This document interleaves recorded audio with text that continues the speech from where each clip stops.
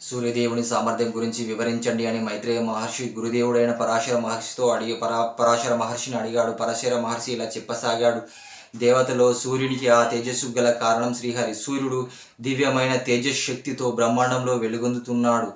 ఇంట్లో కటిక చీకటి ఉన్నప్పుడు దీపం ఎలా వెలుగునిస్తుందో సూర్యుడు బ్రహ్మాండంలో ఉండి అలా వెలుగునిస్తూ ఉన్నాడు. కిరణాల శక్తి 12 నెలల్లో ప్రత్యేకంగా దేవ ఋషి యక్ష గాంధర్వులతో జలములతో కిరణాలు విదజిమ్ముతూ సూర్యదేవుడు ఉంటాడు. దేవ మానవ పితృలోకాల్లో తృప్తిని కలిగిస్తూ ఉంటాడు.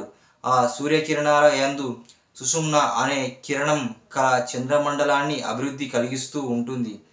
ఈ అమృతమైన ఆ సూర్యకిరణాలు వృద్ధి పొందిన చంద్రమండలము అమృతము కిరణాలుగా దేవ సమూహము వాటిని స్వీకరిస్తూ ఉంటారు.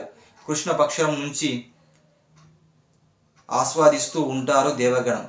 చంద్రుడు శుక్లపక్షంలో సూర్యుని ప్రభావం వల్ల చంద్రుడి నుంచి వచ్చే కిరణాలు అమృతంగా మారుతాయి. దేవతలకు అర్ధమాసం, పితృగణాలకు పూర్ణమాసం, మానవులకు శుక్లపక్ష సమయంలో తృప్తిని కలిగిస్తూ ఉంటాయి చంద్రుడి నుంచి వచ్చే కిరణాలు. చంద్రునికి రథంకు సంబంధించిన గణాలు జలం నుంచి పుట్టినవి కాబట్టి వాటి నడక సక్రమంగా ఉండదు.